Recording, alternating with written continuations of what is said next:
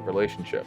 So how about I just make one person's life better and then it's all worth it? I would be doing a disservice to the world if I just called it quits. Some directions and avenues are not going to work out, but you're not going to know until you go. So it's better to start that process now and sooner, so that way you save yourself a little bit of time, so you can dedicate more time to getting to the pathway that's eventually going to work.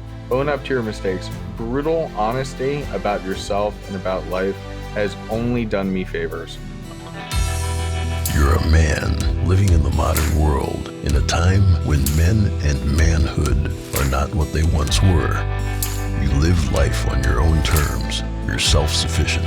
You think for yourself, and you march to the beat of your own drum. When life knocks you down, you get back up, because in your gut, you know that's what men do. You're a badass and a warrior. And on the days when you forget, we are here to remind you who you really are. Welcome to the Sovereign Man Podcast, where we aim to make men masculine again. I'm your man, Nicky Ballou, and we have two very special guests, two of the three co-founders of the Men of Now community, Huds and the Wingman. What's up, men? Oh, man. Thank you so much for having us. I'm so excited to get into this. I would have to hire you to be our hype man with that intro. So, there's a job offer waiting for you at the end of this cast. All right, men. So, men, what made you get into the work of men? Why don't we start with Wingman? Yeah, it was a interesting journey that I took. A lot of guys fall into this sort of space or self-discovery journey out of something really terrible happens, or there's a traumatic event or something like that. So it leads them to look for more. For me, I always consider myself fortunate that my origin into this wasn't necessarily such a trajectory. It was more of, I had been trying to make my way out through the world, just got out of college, was trying to figure out life, and I just was very self-reflective and was realizing that, hey, there's certain areas of my life, the dating side of my life and the finance side of my life, I'm just hitting some walls and I'm very frustrated. I'm just not sure of where the next best step is. So, I need to figure out, all right, how can I go about finding my own pathway through? And so that led me to seek mentorship. And so seek coaching, seek mentorship, find a lot of great online resources. And so through all that whole self-discovery process and everything, because I've always been, I have siblings that are younger than me. So I've always been a little bit of an older brother, but two, always had kind of that older brother energy that I carry with a lot of people that I know that are in my circle. I'm always, trying to pay that back. So I wound up stumbling backwards into it, just haphazardly, when a very good friend of mine, we wound up meeting at Fashion Week. It turned out he'd been a lifestyle coach for about 9 years in New York, just moved to LA. And so we connected up. It's like, dude, you have a really good knack for this. We've been hanging out, but I see how you interact with other people. You should work with me. I can show you how to structure programs, make it a little bit more formal. And then we could build out and do some cool stuff together. And so I was like, let's do it. Let's try it. And so that was almost 11 years ago now, but about 10 and a half years ago. So getting close to 11 years ago. So it's been a wild, fun, amazing journey since. But yeah, just kind of stumbled into it by the grace of somebody, pointing out and saying hey, you have a knack for this. You should try it out. So what connected you with Huds, and how did you men create the Men of Now? Wow, we connected about 3 years ago through a mutual friend that we'd met through another group that I was helping to run at the time. And so we co-ran that group. And then, again, the world just gets kind of interconnected. So one day he's like, hey, there's this cool guy. He's based out of Philadelphia. I want to set up a Zoom meeting because I've been doing some work with him. And I think it'd just, be good to have, bigger collaboration for that. So then we got to, all of us got to talking. And then so they were like, yeah, we have some very complementary skill sets and we've got complementary backgrounds. But the most important thing is we have a very focused vision on, we're very, very passionate about making sure people can become the best version of themselves, not necessarily being clones of other people. It's like, hey, be my program, do exactly how I do, and then you'll be an exact clone of me. We're not interested in any of that. It's more so that everybody that we're talking to when we're formulating this thing was, yeah, we bring this to the table. So how can we learn from other people, but also how can we share what we have in order to help foster and build them up and develop them and give them the tool sets in order to overcome the challenges they have. Because a big issue we've seen with a lot of other groups or programs or things before is that it's just like they tell you, hey, here's the mountaintop, but we're not going to help you at all get there. We're just going to tell you, climb up, figure it out, you'll be fine. Where we're a little bit more like, well, there's a lot of journey and discovery and different things along the way. So we really wanted to focus on that mentorship aspect of it. Right on. So Huds, you're a Philly man. So I am a Philly man. Oh my God. Oh, we're going to the Super Bowl, by the way. So super excited about that. Only thing I'm not excited about is there was a Temple student, 18 years old. yeah, he's a high school dying. student. He's a high school friend of my son's. My son's going Really? to yeah. My son's going to Oh his my funeral next week. They were very good friends. Tyler and my ex-wife is friends with his mom. It's really messed up. Yeah, I'm sorry. I didn't mean to bring it up that way. I just have to say, like, Philly is a wild environment, and I'm going to be moving in about a month. So kind of looking forward to getting out of the heart of the city. Sure. Win the Super Bowl first. Yeah, do that first. Yeah. It was a crazy thing. I met Tyler a couple of times, but he went to high school with my son. He was a champion gymnast, and he and Kayvon, really good friends. It's a damn shame. 18 is way too young to die. Way too young. Yeah. Anyways, so tell me about your journey to the work of men, brother. All right. Well, I don't want to continue to keep it somber, but I have to also be realistic. Now, I know that a lot of people in like the red pill space, which is kind of how I got into helping men and figuring out my path to help men. Yep. In this space, they talk a lot about those BPD relationships. So for those who don't know, BPD is part of the cluster B personality disorders, and it stands for borderline personality disorder. Essentially, it is a lack of self. So there's a lot of erratic choices that are made in just normal decision-making processing that aren't tied to reality, but they're tied to the emotion at the moment.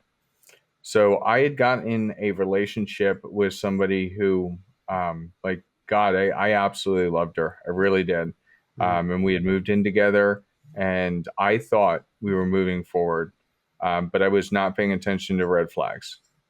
Then what ended up happening is over time, there was an instance when one of the other places, we lived in multiple different locations, but there was an instance where a neighbor called the police essentially on domestic disturbance because we were screaming and yelling. And I ended up getting arrested that night.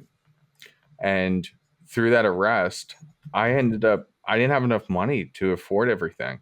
I mean, granted, I did end up with everything being dropped.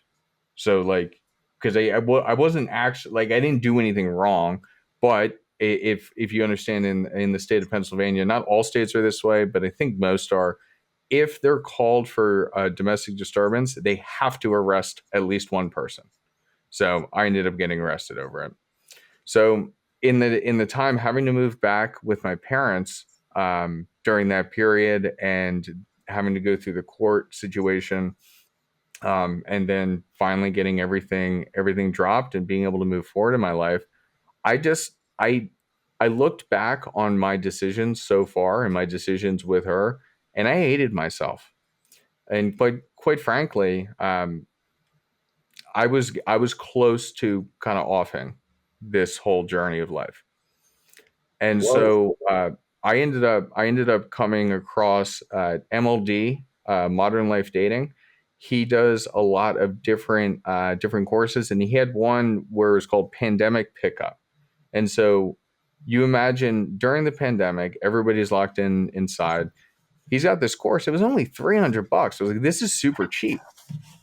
I might as well, I don't need help necessarily with the women, but I want a sense of community.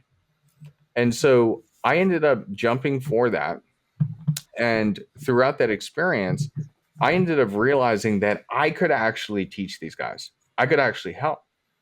And I had told myself at that time, when I kind of like fully stepped into this phase, I was like, you know what? I messed up my life, but I still know how to have a happy, healthy relationship. So how about I just make one person's life better, and then it's all worth it. And so that kind of was my plan. I know it's very dark, but it's reality. I was considering offing the journey, but I chose not to. Um, and it really, like, I was choosing to do so once I really truly helped somebody find their person and find their purpose in life, their person and their purpose. And then once I was able to help somebody, I was able to help them way quicker than I thought. And then I was like, you know what? Let me try it again. Let me try it again. Let me try it again. And then it just started snowballing. And the more that I just realized in that time period of my life, I have a knack for this. I have a talent for this. So I would be doing a disservice to the world if I just called it quits. And so that's kind of how I landed here. And then just through my own journey of trying to meet other people, trying to get connected with other people. I mean, that's how Josh and I met, through mutual connections, and then just continuing to try and drive that networking. And it really has been fantastic. I mean, Josh and I, we met for the first time in person just a few weeks ago. And it was just a phenomenal experience, like, especially when you got somebody that you've known for 3 years and you've never actually met them in person. And we had such a great time. So that's kind of how I landed into it, was a bad relationship.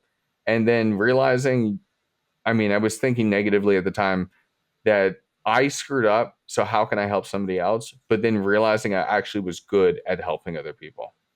Well, dude, I'm glad you didn't kill yourself. That would have been fucked up beyond fucked up. Whole lot of people other than you would have been hurt. But obviously your life, your chance to shine and give your gift to the world would end. Far too many men kill themselves. The rate of suicide of men compared to women is 6-fold greater. Think about that. For every woman that kills herself, 6 men kill themselves. So if you ever have those kinds of fucked up thoughts, I want you to send me a text and tell me to remind you why you matter. Because I've had friends of mine kill themselves because they had nobody to talk to, including a man in our men's work. At the age of 36, he threw himself off a 6-story balcony. Jeez. And I was fucked, man. He's a good dude.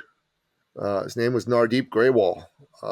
Problem is, there's a lot of mental health issues that are out there. There's a lot of men that don't talk. They don't go out and speak to other men and say, hey, man, I'm not feeling good. I'm feeling fucked up. I'm thinking of doing something fucked up. So it's really important that men talk to other men. It's one of the reasons why having the bands of brothers like Men of Now and like my group, Sovereign Man, is so fucking critical.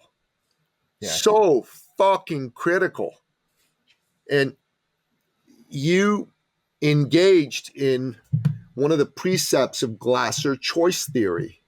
Glasser choice theory says that when we need to learn something, the best way to learn is to actually teach what we need to learn to someone else. You get 95% of that material embedded in you when you teach it to someone else. When you just read about it, you only get 10% of the material embedded in you. Hmm. So think about I remember that. we were talking about this because it's like you only retain, like, what were the numbers? 10% of what you read, 95% of what you teach. Experience is the ultimate teacher, right? Because you got to go through the motions, and also too, it's important to see what it means for you, because you can always read things and it's very academic or very objective, but once you really start to go through the motions of the exercise, you really understand, hey, what exactly does this mean for me? Because anyone can look at a Right. hammer and you can say, well, a hammer hits nails, but with that hammer, you could build a house, you can build a boat, you can build a lot of different things. It really just depends on what your inclination is. So, it's extremely important to go through that exercise, not only for the knowledge retainment, but also, what does that personally mean for you and how you exercise that knowledge. So fuck Huds. You've had quite the I've been journey through the to get ringer. you to Let's where just you say are here, right? that. But I'm happy to be here. Listen, it's quite the fucking experience that you've had to be on the journey that you've been to bring you to where you are today. Because when I was going through my divorce, there was a period of time where I wasn't able or allowed to see my kids. And I thought, fuck, I don't know if I want to live. I didn't say to myself, I'm going to kill myself. Living does not seem that great. As soon as I felt that thought come into my head, I called somebody and I said, I need to be around people. And I called this couple that I knew, and I said, look, guys, I'm having really dark thoughts. Can you come and see me? And they immediately did. They fucking canceled what they were going to do with their friends, and they came and they hung out with me. And by the end of the 3 hours I spent with them, Community is huge, and I know that like for guys, there's that inherent expectation that just like toughen up, but it's reality. It's reality, and that's why going back to what Josh was saying, what Men of Now really is, it's about helping people find their purpose and then connecting them with the right types of people that can help them in whatever area they're trying to improve upon. I mean, we've seen just over the past year, because we've been doing this a little over a year now, we've just seen exponential growth. I mean, you were just with one of the members, right? Down in Texas. You guys were playing pool. You guys were sharing some of those photos. When we look at him compared to when we first met him to who he is now, we have really helped him find his purpose and gave him the confidence to really crush it at life. But what's also what interesting about the notion of community is that it's understanding that communities evolve, right? And so certain communities are going to be good for you at different stages in your life, right? So like when you're a kid, right, your little league team, right, that's a great little community that you have. But then you get older, right, and now it gets a little bit more serious. You got to move to, say, a different team, and maybe you're doing like a travel team or something like that. And then if you continue and you want to play like in college, right, then you're picking different colleges for that team. So it's important for guys to understand that, the communities that you're in right now, they may shift or they may evolve, but it is very important to understand that, communities definitely do serve a purpose, but if it's no longer serving a purpose for you anymore, or has become something more negative, now's the time to, shift away from that community or find a different one, because that stage or that chapter of your life is over. And I know a lot of guys, they get a little too hung up on certain communities where it's like, hey, I was here and I've been here for 4 years and it's completely different from where I was, but out of loyalty, right, I'm staying, even though, the whole situation has just become something, a very negative part of my life. So understanding like when to close those chapters and when to evolve. I think it doesn't necessarily mean that, you hate everybody or, you're on bad terms, you don't speak to other people, but it just means that, hey, you're here for a time and a purpose now. And then if you go beyond that purpose, hey, great. And that's one of the things that, we kind of made as our core tenet, is that when people talk to us about, hey, do you guys collaborate with other communities? What do you think about people being in other, like, hey, we're all for it. If we can help you in one area, that's great, but we want you to get help in all the areas you need. So even if we're only a temporary stop for us, where you come by for like a year or so, great. Hey, no problem. Like, we want to make sure that you're ready and go where it is that you are going to get the most value and where you need to be. We're not looking to, keep people in hostage situations at all. So, it's important to really understand that, hey, your communities are going to evolve, and your needs and your interests and just what you want out of life is going to evolve too. So, don't be afraid to let some of those community bonds go a little bit in order to find and foster new ones that are going to be, better suited to where you're at now. Otherwise, you'll never grow, you'll never expand, and you'll find yourself kind of stuck in a little bit of a rut. It's an interesting thought, to be sure. I don't think that's the biggest problem men have today. I think, frankly, they don't fucking stick with things long enough to get masterful at them. I think the problem's the opposite. They're too ready to quit on shit. that includes a relationship. You shouldn't stay with a woman who's fucking toxic or bad for you. If you're married and you have kids with her, you shouldn't be so fucking ready to quit either. You should find a way to make it work, especially because a child needs a mother and a father. I also think that in our men's community, one of the things we do is we stand men up. We hold them accountable. So if a man is, for example, coming to us and saying something like, my wife's being a fucking bitch, we're not just going to affirm that. We're going to probe and see if that's really true. And if the truth is she's not being a bitch, that dude's just being a boy and not a man and not stepping up in the relationship the way we should, we'll tell him that. And there's some men that don't want to hear that.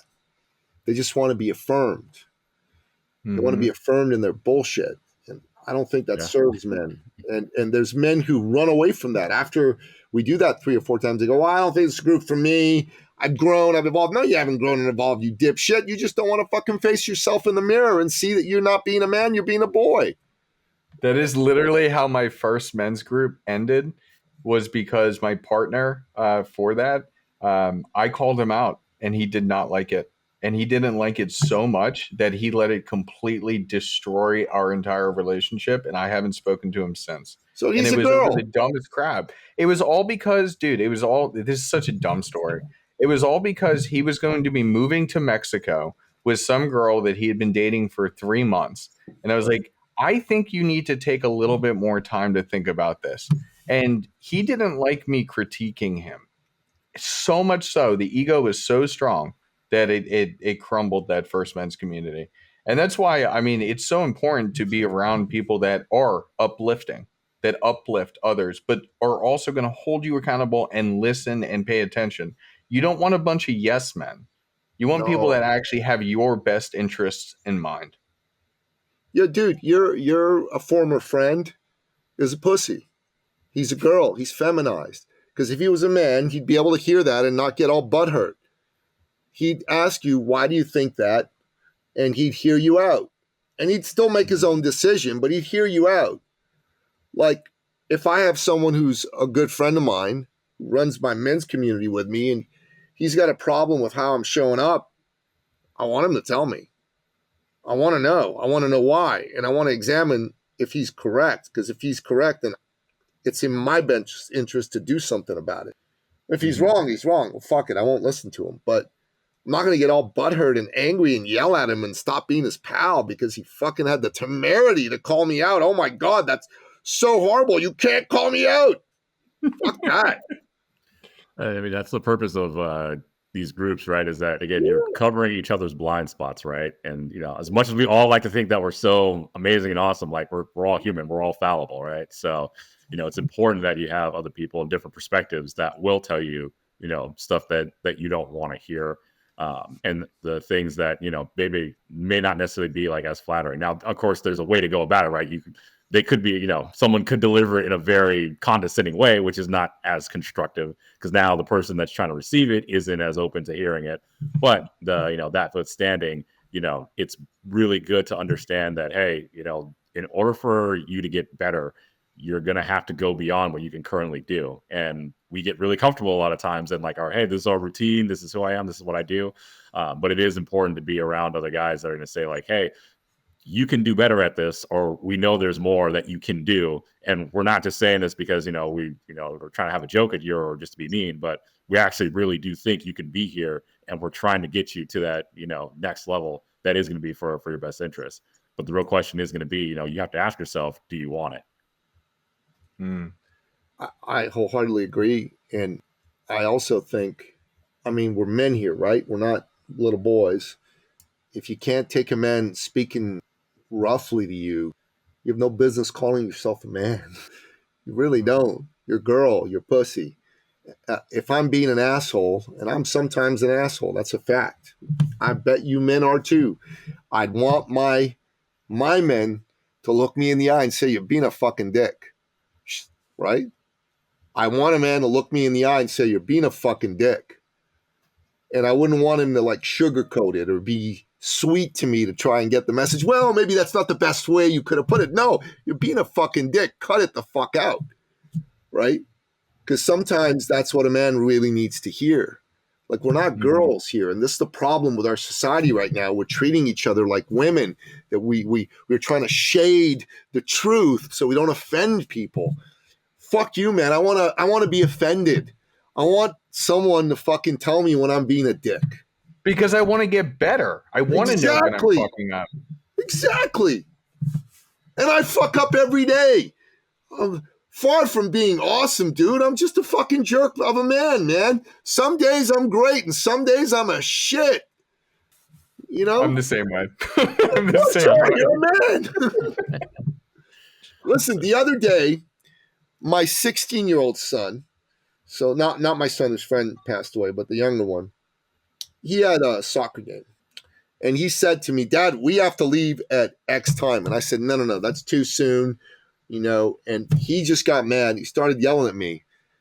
Now, you would think, you know, I'm an adult and I wouldn't yell back, but you'd be wrong. You'd be wrong. Because I yelled back and we had a fucking screaming match and it got bad. And I said, I'm your dad. I'm taking your phone away. You're not going to play soccer anymore. You're not going to play any sports. You're grounded for the rest of your life. Like, stupid shit like that. And so obviously I won that argument, but I won it by going nuclear.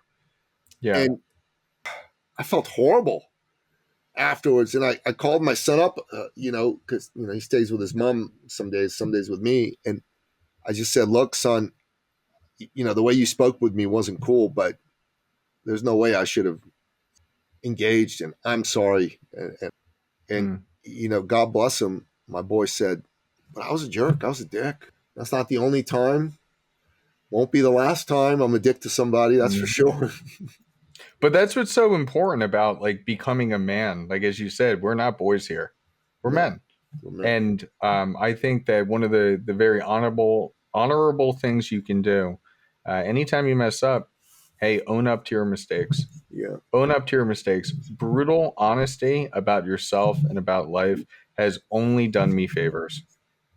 So, men, you have a partner, Men of Now, who's not here with us. Supposed to be here, but well, he's getting a new house built because right now he has to do an hour and a half commute to work. And so he's getting a new house built. Hopefully that's going to be in the next couple of months that he's going to finally be able to move in. And then it's only going to be a 10-minute drive, but he's probably driving right now. Right on. So, yes. How did it come to be that you started working with him? So I can kind of feel that one because the group that the guy who introduced me to Huds, he was in and came in. So I got to know him there through that group. And so once the guy introduced me to Huds and Huds were like sitting around talking, the first thing that we all like said was, me and the other guy said was like, this guy, we want to bring him here and bring him a part of as a founding member for this one. So, you know, we basically just bring him up. He had a little group convo and he was like, yeah, I'm totally in. And he is kind of like the big brother for the group. So he's that guy that just, you know, is looking out for everybody, checking in on everybody, but also to just trying to keep, you know, very good, solid pulse on things and making sure that, you know, everybody is getting exactly what it is that they need and like no one's slacking off as well too. So you know, we all have like kind of our very distinct roles in the organization, but for him, he's definitely kind of like that big brother sort of community manager. And he's fantastic at it. So if anybody else tries to poach him, we'll fight you. Yeah, we will get you.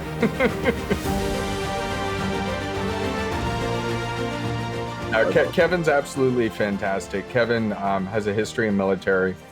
So he's very familiar with kind of what structure looks like and what good structure looks like versus bad structure. And he does a great job helping these guys just kind of navigate these different issues in life. And if it's a certain topic that he doesn't know, it's the same thing as us. It's directing them to the right people or leaning on one of the other members on, you know, one of the other leaders, I guess I would say, of Men of Now. Hey, like, I don't know how to help this person. What do you think? What do you guys think? And then we go ahead and direct the right way. But Kevin does an absolutely fantastic job with that. And then he recently got his certification to be a financial coach. He doesn't have whatever, because I know there's two different ones to be able to give financial advice versus not. So it's not that, but he has lived debt free. He's been able to just completely crush life. So he helps a lot of the guys, especially those that have never really done a budget before. He's just really good with helping them like kind of get started in those beginner steps and really set themselves up. Right on. So why do you believe he wants to be a part of something? Wow, quickly he leapt into it, and how with the first group that we were in, he was. I don't know, Josh. Do we reveal anything about that first group? Because I mean, we could say it very cleanly. I just don't know if you want to use his name or not. No. I can. I won't mention names, but I'll say in the first group that we were in, he was doing a lot of very good stuff in there, and there was a lot of stuff. There were some gaps that were there, and he was stepping up to kind of fulfill those gaps. But why is he doing the work of men? Never mind the specifics of the group. Why is he passionate about doing the work of men? Oh, I think it's just because we don't want to put words in his mouth, but he's one of those people that when you talk to him, you can just tell he genuinely cares and he wants to see people succeed. He's slightly older than me, so when we get to talking, I feel like he's like my big brother in a lot of ways, and so he just wants to see people succeed and is a very giving person. And he very, very much has a lot to give and has a lot of knowledge and a lot of insight to give. And so that's where he kind of directs his energy towards, is just giving that knowledge and insight into saying, hey, here's something that could be a tool or a resource that could really help you out along your journey, just because I want you to be successful. And he kind of is on the same wavelength as, me and Hus, where we just we love seeing people win. Like that's, I call out here and you tell me that, hey, you just closed a big deal or something. I'm super happy and over the moon for you. So we all kind of share that. But I think that's a very big telling part of his personality. Yeah, well, and I think it just comes to from that military background. And so having that opportunity, I think it's just inbuilt in some of us to want to be like strategists or leaders and helping others. And he's been doing it his whole life. Like some people, they get into military and then once they're done X amount of years, they're out. Kevin didn't want to leave. And I think it just speaks to his character of trying to build up and make things better. So why do you believe men today are so fucking lost? Why do you believe they need other men? Because they don't have fathers to guide them. I'm sorry. I get really passionate about this because I love my dad to death. He's done a lot of things right, but growing up, he was fairly absent. And that was because he was traveling for work because he was trying to provide for the family. But during the time of my life that I needed to have a present father, he wasn't there. And I think that more and more you see media that essentially shits on men, and then the requirements, the expectations, the amount of money that's required to even have a family is higher and gets higher every single year. So both parents then need to work. So then both parents are absent. I think that that's really it. I think it's the parents are not as present as they probably should be, and especially not at the times that they should be. And then in combination with that, it's because, because the money aspect essentially, and then the media that everyone is kind of consuming while the parents are not around just shits on men.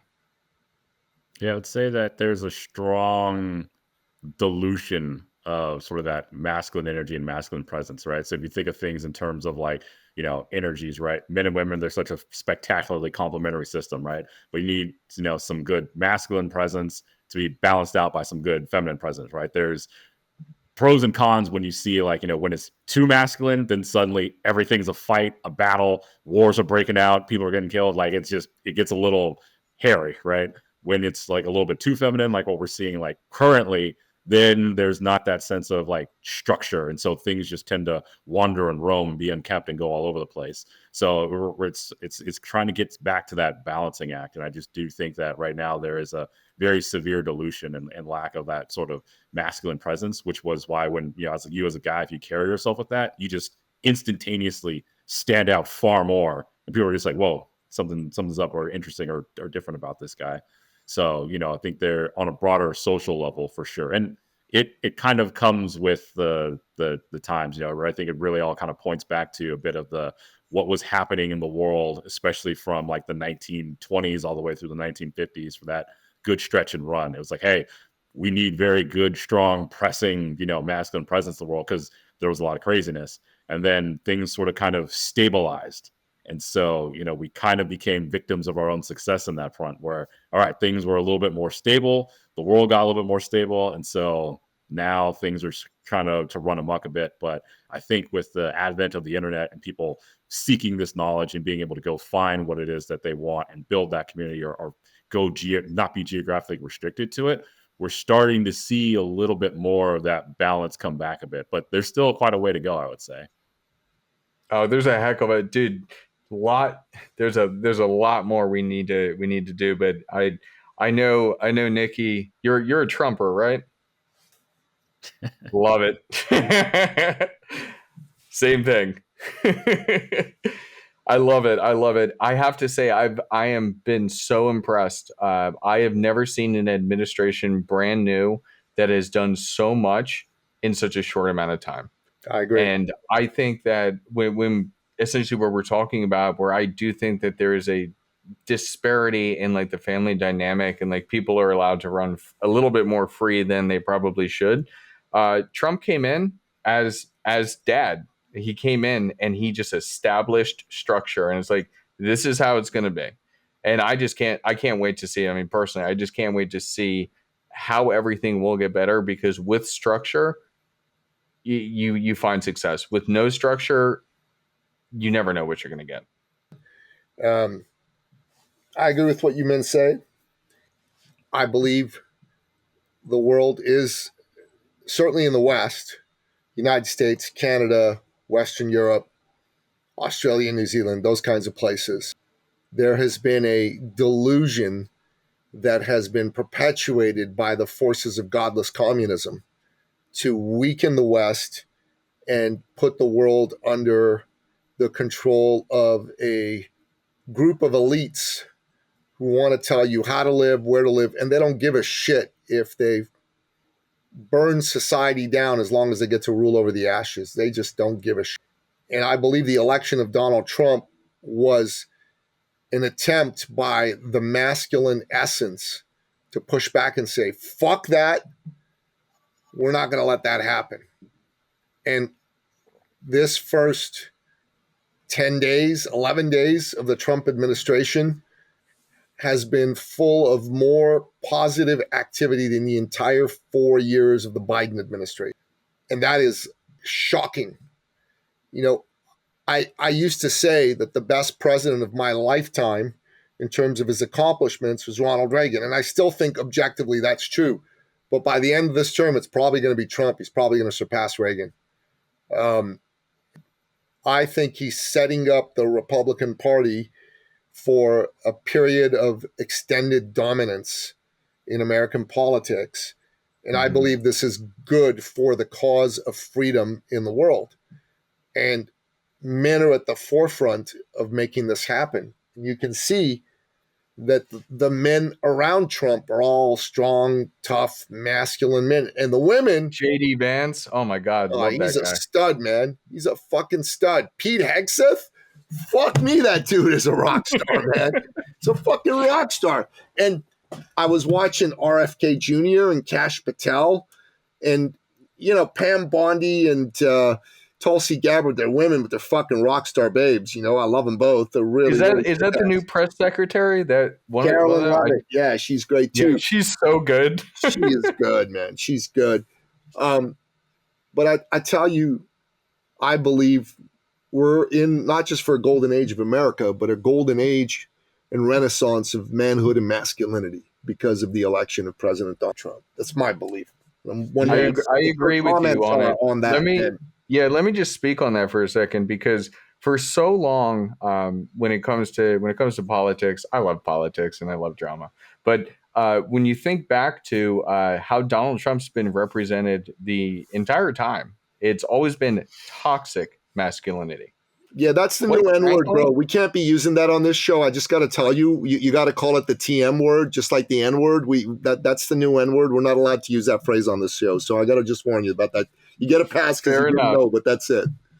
Fair enough. Well, instead of TM, I think it truly is a display of positive masculinity. Yeah, And that's what we've seen. And that's what's so important. And that's why it's so important that when we think about relationships and family, you got to make the right choices. You got to pick the right girl. You need to really understand yourself. You need to be the leader of the household. If you truly become the leader of not just your life, but the life that you want to live, then you're going to raise a beautiful family. You're going to have beautiful children. You're going to have successful children.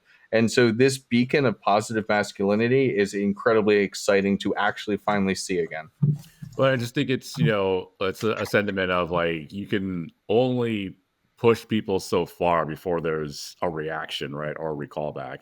And so, interestingly, right, the right, they've taken more of a like just sort of centrist, almost like more like, hey, we're just normal kind of stance, where, the left got a little, I think, like power craze. And so fucking nuts. yeah, they really started going off the rails, which is like, when like a guy like Bill Maher, right? Who I actually met Bill Maher, nice guy. I don't agree with a lot of stuff he says, but more recently, like even he's just like, dude, I don't even know who the left are. I can't even consider myself here. And he's like a kind of a big lefty. And if he's saying, guys, you guys run really off the rails or extreme, so I think it's just people in general got a sentiment of like, all right, look, we tried obliging a lot of this crazy stuff, but it's just simply not working. So now people are just like, look, let's be normal, right? Because again, if you were on the clock back 4 years ago, what you considered like, just normal, rational was considered like wild and extreme, where it's like, dude, you were on the clock back 20 years ago. This was all like normal.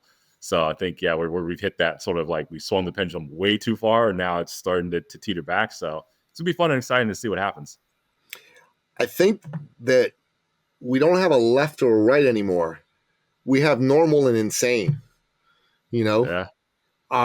Because Robert F. Kennedy Jr., I mean, a lot of the things he believes in are traditionally left, like he's an environmentalist and against corporations and all that shit.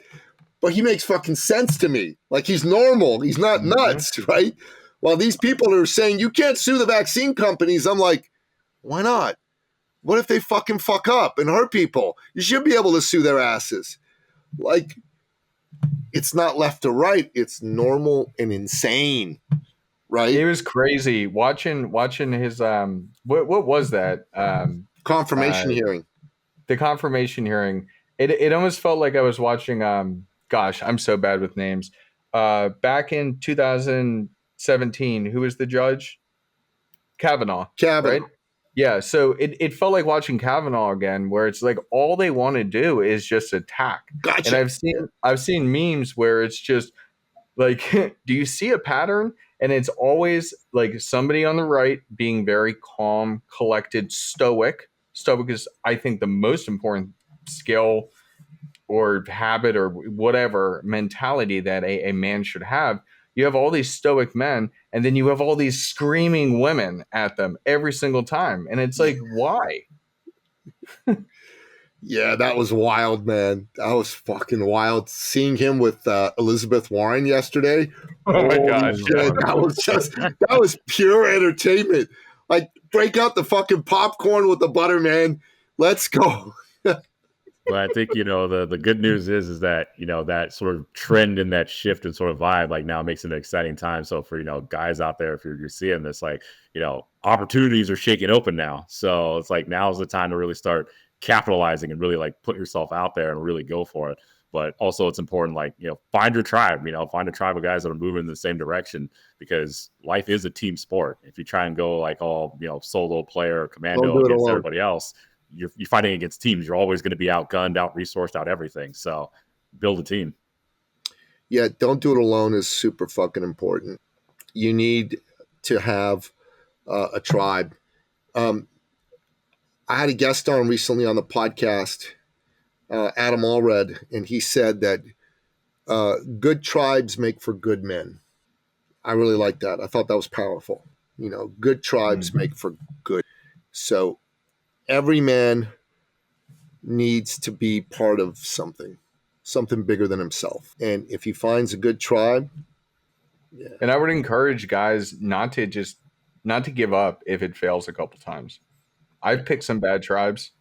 I couldn't be more blessed to have somebody like Josh and somebody like Kevin by my side doing Men of Now, and all the other members in there. It's absolutely unbelievable. And then the things that I do with the Dragon Ship, which is with my good friend Thor and with Paul as well.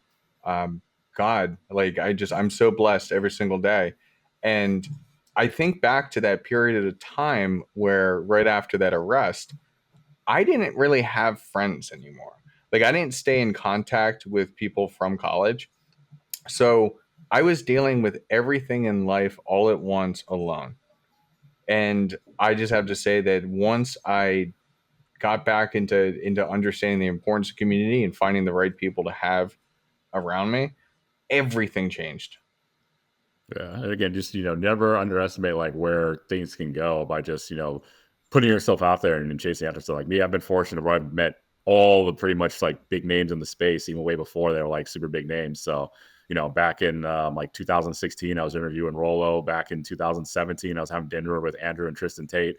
I've met everybody. I mean, Michael Sartain, I beat that guy, see him and hang out with him quite a bit. So, there's a lot that you can do and access and exposure you can get by just putting yourself out there and pursuing a little bit of a pathway. And then you'll meet very interesting people along the way. But, the important thing is you have to have motion, right? And some directions and avenues are not going to work out, but you're not going to know until you go. So it's better to start that process now and sooner. So that way you save yourself a little bit of time. So you can dedicate more time to getting to the pathway that's eventually going to work and be a much better and more fruitful one for you. I think men ought to educate themselves, ought to listen to podcasts like mine, like yours, like Paul's, ought to read books like Paul's, like Rolo's, some of my books, although my books currently aren't about men's space, they're mostly about success and politics. That's going to help move them forward. It's really, really important to choose good mentors. 2 years ago, I was pretty overweight. I weighed 227 pounds. Got disgusted when I saw myself in the mirror with my gut hanging over and I just said, I got to change this. I hired a guy to coach me. I dropped 58 pounds in 6 months. And since then, I've continued with this guy and I'm on a bodybuilding journey. Paul became my client and I've been helping him grow his business. But I've been really interested in this topic of male-female attraction dynamics. So I started to listen to him and others talk about it. I read a couple of his books. And on top of that, I also started to read other books like folks like Corey Wayne and Athol K. And I'm going to be reading more books in this regard. And I can tell you that I've started to apply some of the things that they've talked about in their books inside my relationship. So I'm in a long-term committed relationship with a woman. We've been together just shy of 14 years. And I can tell you, last week on the weekend, I was kissing her goodbye and she walked over and kissed me. She hasn't really done, you know what I mean? Not just to peck on the but like a passionate kind of lip on lip, full on kiss. And when she broke away, she said, I'm falling in love with you all over again. And that became possible because I'm Paul's business coach. And I took an interest in learning what he had to teach. And I thought, fuck this, I'm going to apply some of this myself. But I wanted to be a better coach by really understanding what he was all about, right? And that made my relationship go, which is a beautiful thing because, 14 years, some of the passion can die, right? In a relationship, it totally can die. So I'm really, really thrilled with that. And I think it's really important for us as men to continually be seeking out mentors to make us better. So I want to get really good at blowing up on social media because I have no fucking clue how to do that. But I want to figure that out. And I'm prepared to find some mentors in that regard. I want to be really good at blowing up my podcast on, YouTube and elsewhere because I have no fucking idea how to do that. It's just grown how it's grown. It's not that I had some big plan on, hey, do this and this will happen. So these are some things I want to learn as well. And the way to learn these things is to be around other men that are good at it, that are fucking good at it. And a great takeaway from that too is as well as that, if you guys are out there seeking mentors, you don't think that you bring any value to the table and you're like, well, would anyone see in me? It's like, when you coach other people, you learn a lot from that other person. So, don't think that just because, all right, cool, I'm here at the beginning base level or wherever level you are at your journey, right, that there's absolutely nothing that you have absolutely out there to offer, because you'd be very, very surprised as to what, your coaches and mentors will wind up learning from you. They're either learning about themselves or just learning about a different perspective on the world. So never, ever undervalue that. It's crazy. That's how I learned how to do an oil change from a previous client. I never knew how to do it, and he taught me everything. Honestly, you never know. Everybody has something. Yeah, everybody does, and you men have something. I mean, you've got your community. You also have, both of you have strong background in helping men with your expertise in particular coaching programs. You both deserve to have a bigger fucking coaching practice, and you both deserve to make a shit fuck ton of money doing that, making yourselves a few $100,000 extra on the side, because what you do helps other men. And if you're helping other men, you deserve to be helped in turn. You deserve all the riches and the prosperity. I appreciate that very much. So, I mean, just this journey has been very, very interesting.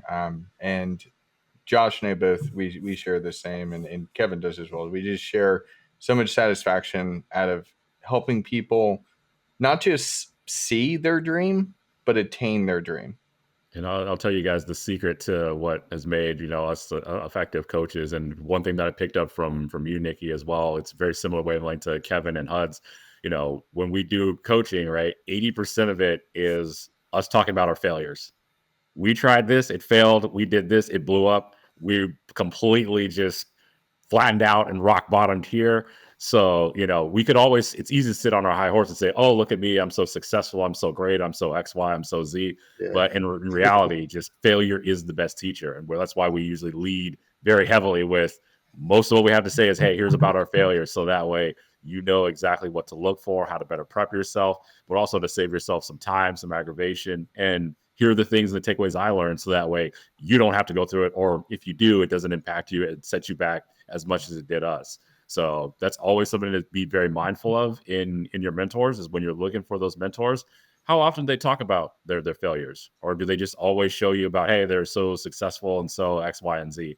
Because to me, the best mentors I've ever had always told me about their failures. And a great example is my mentor, who told me, yeah, dude, I was bedridden and couldn't walk for 2 years, and I lost $80 million during that time period. I'm like, and how did you not shoot yourself in the face? It was like, dude, it was very tempting so many times, but let me tell you how I got through it. So, those are the types of mentors that are going to be the best and the most effective, are going to be the ones that, are going to share their experiences where, hey, look, this all went completely wrong, but here's how it made me better. Man, no, beautifully said. So, Wingman, why the fuck do they call you Wingman? So, funny enough, when I got started in this whole journey, my very good friend, he was known as the professional wingman, and so he built his whole brand on that. So, me, I was kind of had a little bit more of that sort of maverick, renegade-ish type attitude. So I became dubbed the renegade wingman. So that's where that name came from. Maverick renegade dish. All right, that's fucking awesome, bro. All right, man, it's been a fucking great conversation. I appreciate you. Appreciate the work you do. Appreciate that you're striving to be better men yourselves and to help more men. I'm sorry Kevin was unable to join us. We'll have to do it another time and make sure he's there. And I think it'd be a great idea with your community too. Maybe we figure out something where, because one of the things we're going to be pushing is we're going to be doing webinars every month from now on, and it's going to be on a very specific topic. So whether it be like building financial wealth, or like had like something while saving at home, like I don't know, it could be really anything. I'm going to be doing more of the dating type of stuff, but Kevin's already got something in the mix. Maybe we could cross communities at some point. I mean, I would love to give your guys free value. Well, I appreciate that. I do. We can certainly talk about that offline. But as I was saying, I'm sorry that Kevin was unable to make it today. And I'd like him to be here with the two of you on a podcast, because I think it'd be very powerful to have all three of you in a conversation. And I think it'd be powerful to have me interview you each individually as well on the show. And I believe it's time to step things up for you men in terms of not just serving the community, but filling your coffers and filling your own pockets. Both of you deserve that.